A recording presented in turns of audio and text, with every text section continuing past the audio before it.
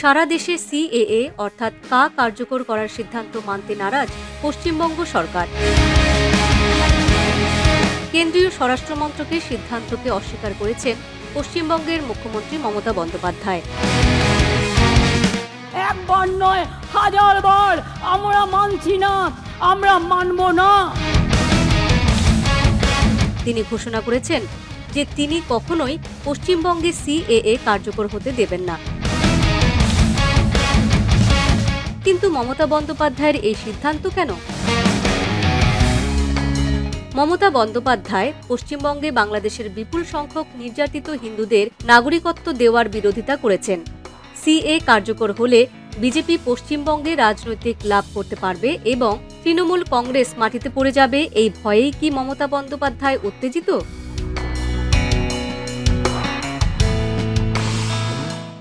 মমতা বন্দ্যোপাধ্যায়ের অভিযোগ, বাঙালিদের বিভক্ত করতে সিএএ বলবৎ করতে চায় বিজেপি।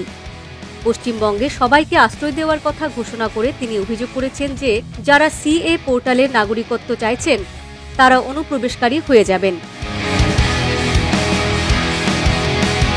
এটা ইতিমধ্যেই স্পষ্ট যে বিজেপি সরকার লোকসভা নির্বাচনের আগে একটি মাস্টার স্ট্রোক নিয়েছে।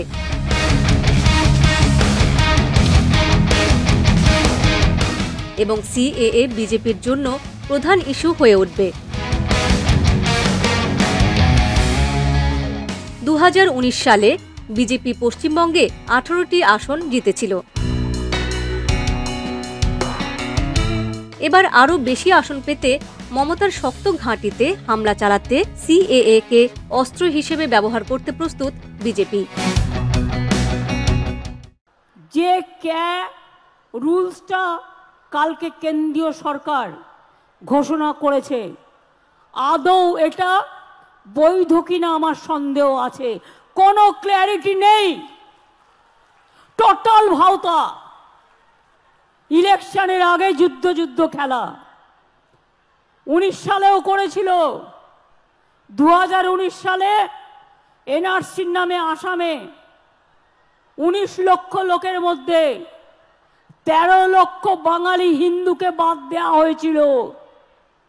অনেক মানুষ দুঃখে আত্মহত্যা করেছিল। আজকে যে বিজেপির নেতারা বলছেন ক্যা করে দিলাম, অধিকার দিয়ে দিলাম, এবার আমি আপনাদের কাছে কয়েকটা কোয়েশ্চেন করছি। তার মানে এখন যাদের দরখাস্ত করতে বলা হচ্ছে,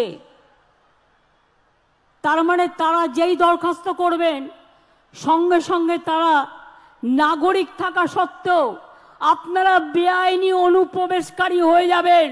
তাহলে আপনাদের সম্পত্তি কি হবে, আপনাদের চাকরি বাকরি কি হবে, আপনাদের ছেলে মেয়েদের পড়াশুনো কি হবে, সবটাই বেআইনি ডিক্লেয়ার হয়ে যাবে।